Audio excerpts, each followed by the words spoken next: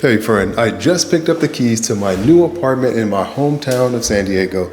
And before I start moving everything in and decorating, let's take a tour of the empty apartment so you can get a feel of the layout and what I plan to do with the space. So in the entryway, we have the air intake for the HVAC, a nest for the temperature control,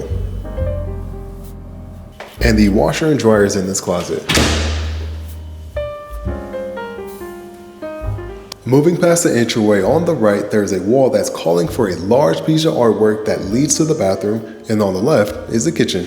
This is a really nice kitchen for the size of the apartment. I love the white oak cabinets. There's a large refrigerator with ice and water, dishwasher, and soft close cabinets. This kitchen is a huge upgrade in counter space over my last apartment. There's enough space to put counter height chairs. And over here, I'd like to put my coffee bar set up. Now the sink is fairly shallow, but for me living alone, it's not that big of a deal as I typically just rinse dishes and put them right in the dishwasher. Heading into the living room, which has one of the main reasons that I got this apartment, there's a really nice sized living room, but there's floor to ceiling windows, and there is a balcony that has nice views of downtown San Diego.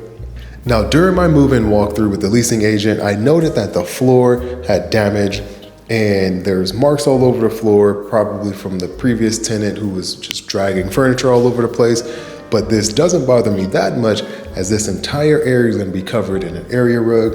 This is the bedroom door, so I'm thinking that I'll place my sofa here, which will give me this whole wall to place a media console, a reading nook, and be able to place art all over the wall, which would really help connect the kitchen and the living room area to help it flow a lot better.